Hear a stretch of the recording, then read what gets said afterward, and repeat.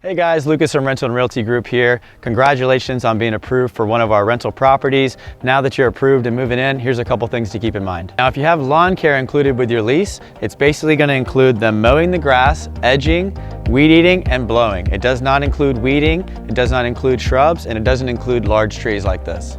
So if you have a pool and we provide service, the vendor's going to come out once a week, so be sure he has access to the property. If you need more information on the schedule, feel free to reach out to us.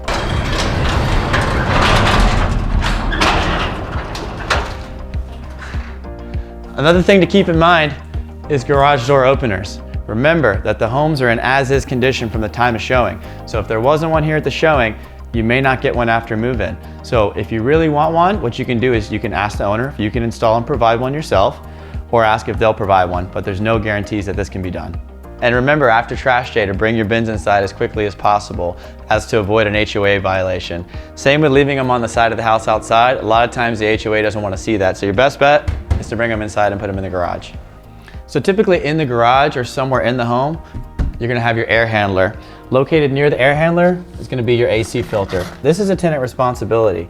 This filter needs to be changed typically once a month. Some grades of filters will allow you to go a little bit longer, but typically it's once a month. If you need the size, it's gonna be written here on the filter. If you don't know the size, you can buy a custom sheet at Lowe's, cut it out to the shape. So also located on the handler, you're gonna find this white tube.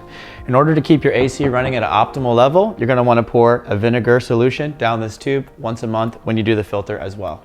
So what is an unwarrantable item? An unwarrantable item is basically something that may be in the home, but is not warranted on the lease. That means if something goes wrong with that item, the owner may opt to fix it, they may opt to replace it, but they may opt not to, and they wouldn't have to. What's an example of an unwarranted item? Washers and dryers, pool heaters, ice makers, things like that. Please refer to your lease for the full list of unwarranted items.